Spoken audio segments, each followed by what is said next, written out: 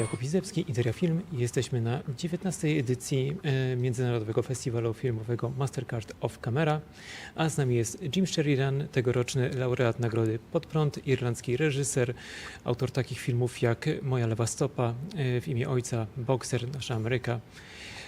Hello sir, I'm glad we have an opportunity to talk. Guramila Mahagot. That's Irish for thank you very much. Okay, so I should say, bardzo się cieszę in Polish. But now in English, this year in Mastercard of Camera, we'll see your latest film. In Polish, it's Werdykt. In English, Recreation. Mm. It's about one of Irish most infamous cold cases, murder of Sophie Toscan du Pontier. And you did a docu-miniseries 5 years ago about it. It was, so why did you want to go back to this topic 4 years later? You know, I had this weird thing where I did it, but Netflix also did a documentary at the same time as I was making the one. And I think they thought I would stop once they were doing the doc, but I didn't. But our documentary was shown, like, you know, maybe in England, Italy, and on Sky. And, you know, they were shown in 160 countries. And I just thought that was maybe not fair. And I decided, you know, not only am I going to make the doc, but I'll make now a little film in response kind of to what they did and what I did, and basically to try and keep the story alive, because like I don't believe that the killer has been found, whereas their documentary leaned towards that the Englishman was guilty, and I found that not, you know, I couldn't believe that. And recently, like, the Irish police got all this DNA, and every journalist in Ireland was saying, how is Jim Sheridan going to react when it turns out that the DNA is this Englishman? And now they've gone very quiet. And there doesn't seem to be any DNA, and they don't know where the DNA is or what's going on. So, you know, I think only the DNA will tell us what actually happened. Mm-hmm. Okay, and the Englishman, whom you are talking about, Ian Bailey, journalist, he was accused of this murder. He was never sentenced in Ireland. He was sentenced in absentia in France.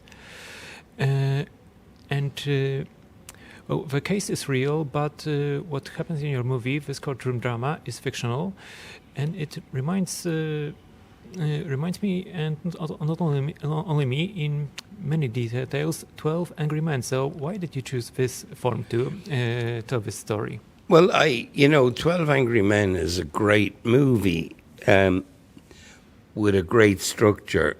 It has one difficulty in that you don't know really the person who's on trial.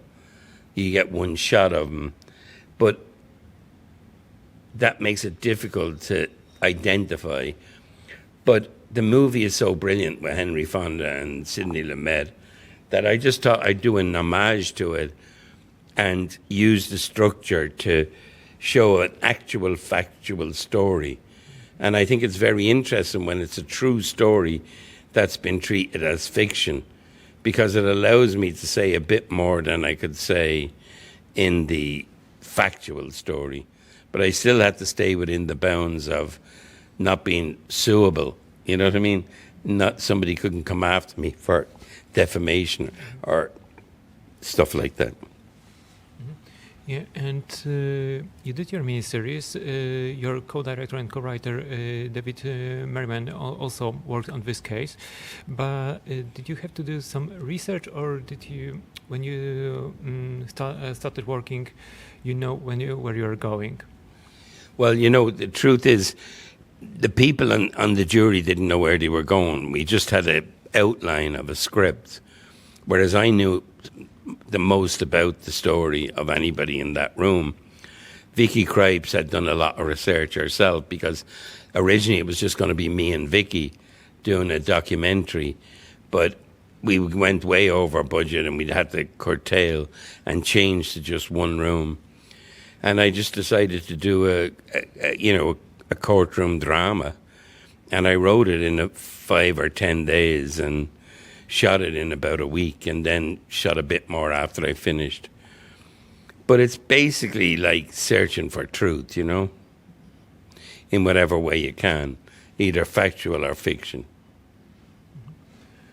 You mentioned Vicky Krieps. She's playing juror number 8, and she's somehow the spirit of the victim. It's like you're giving her a voice. Well, it started out, the doc I was to do was Vicky playing Sophie, and I would follow her around. And that didn't work, because we were building sets and they were too expensive and it was too difficult. So we switched to the courtroom drama, but somehow she kept the spirit of Sophie alive in the room. And yet, in many ways, she does represent Sophie trying to examine, I wouldn't say examine her own death, but close to that. Yeah, and you're playing jury number 1, and yesterday you during the opening ceremony of Mastercard of Camera Festival, you were talking about your years in theater, and one of your inspirations, you pointed at Tadeusz Kantor, Polish theater director. And you in your movie, you reminded me of Kantor, because you are there with your actors on stage, and your character is, kind of a director. Wow. I never put that together,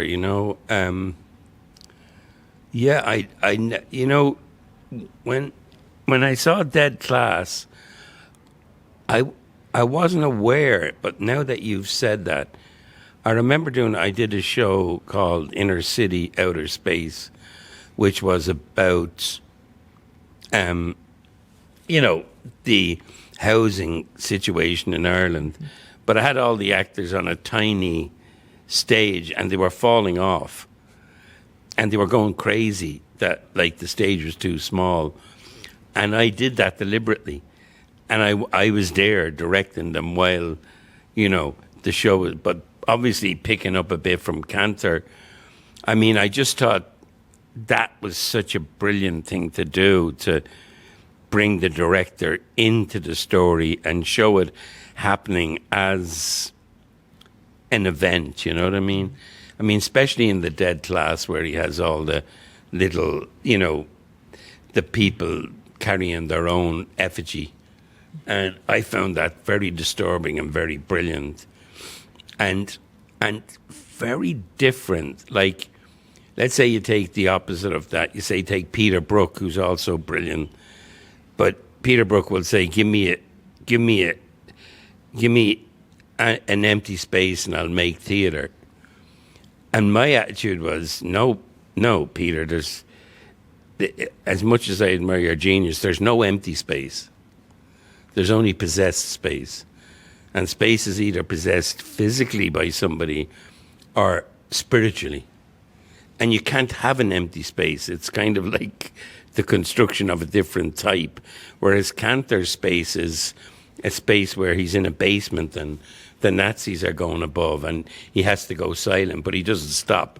So it's a possessed space. It's a fucking rebel space. It's a space of resistance.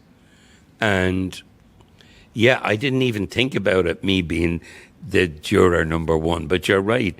That's exactly what it's like. It's not as profound or pronounced as Kantor, but it's similar, it's similar in a way, and it allowed me to be a bit more real than I would normally be. If I was acting normally, I'm thinking, what part am I playing? Whereas when I'm the foreman, I'm thinking, how do I keep this together? Okay, I wanted to ask you about your acting, and more of that maybe later, but you were you spoke about space in that movie, and I started to remembering your space in your other movies, in My Left Foot, in The Name of the Father, in America. It's always rooms which are very very small, and there are many people. It's prison cell. It's a flat that there are one family is living there. You're always playing with such little spaces. Yeah, no, absolutely. But I think that's what I was doing in theatre for 40 years. You know, from I was 16 till I was 40, I was playing theatre in small spaces, you know. And I think really probably deep down my parents started the lodging house when I was about 10. And, you know, we went from a nuclear family to a explosion of different people coming in and out. And I think I'm always putting the original nuclear family back. You know what I mean? A kind of wish fulfillment to get back to the little family that I had before the lodging house. But at the same time, the lodging house gave me the knowledge of all the people I was to meet for the rest of my life, you know? It's small spaces and it's intimate stories. And I'm now going back to, you know, the whole Kantor kind of way of assessing, you know, what you're doing. I was very interested in the man who, the senator who wrote for Kieslowski. Yeah, I can't remember his name. Paderewski or something, was it? Krzysztof Piesiewicz. Huh? Piesiewicz. Yeah. Krzysztof Piesiewicz. He was like, you know, from him I got a kind of feeling of spiritual movies, you know, like, so I think my kind of films exist in the place where theatre or film replaces religion in somebody's life. Do you know what I mean?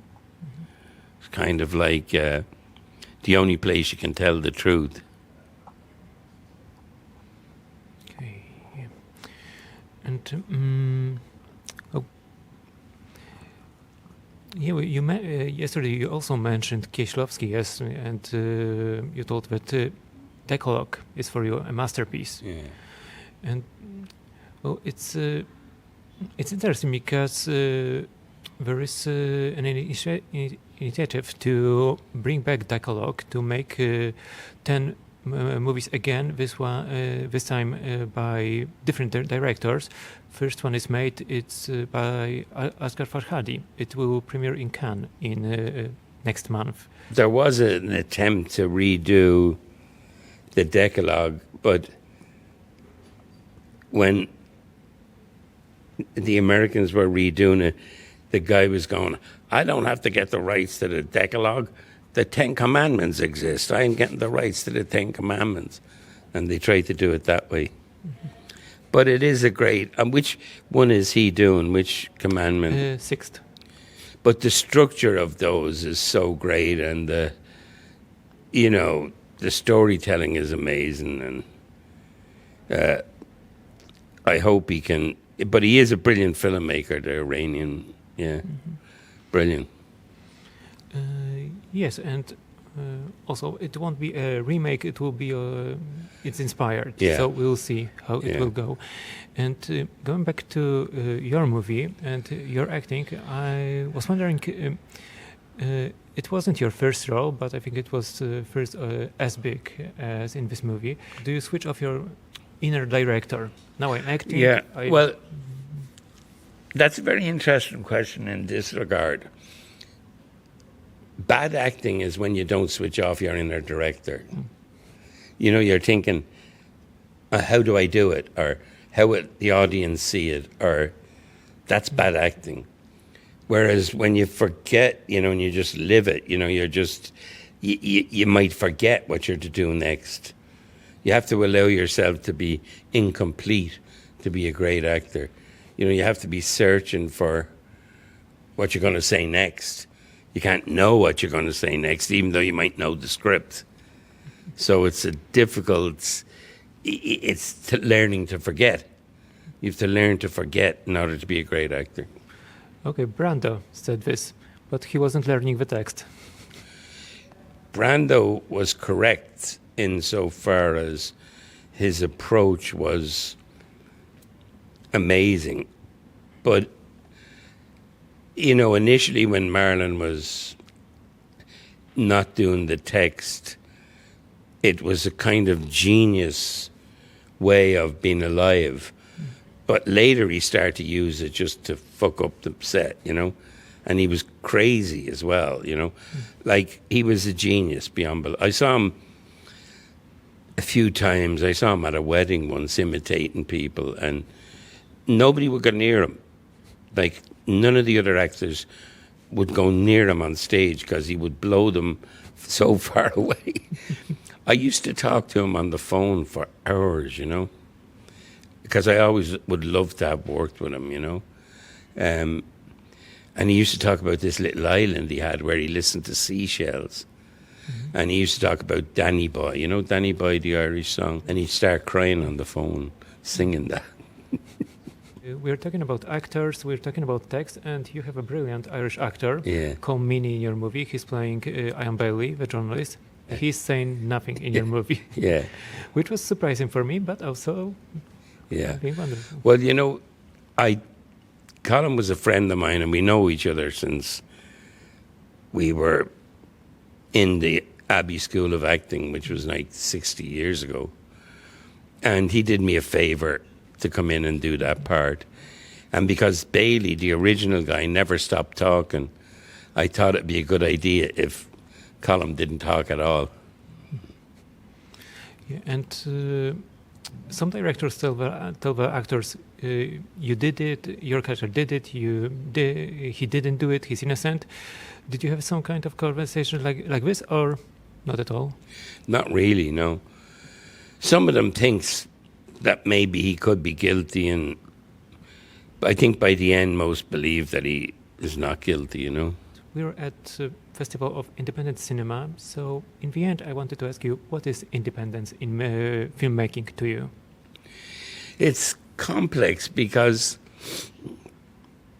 independent film is really you don't have any money and you have to go and raise it somewhere, and you're not getting it from a studio. For me, mm-hmm. Getting it from the state is hard, especially in Europe. It's so bureaucratic. Independent movies just not having any crutches, you know. You're out on your own and it's you against the world. That's what independent cinema is.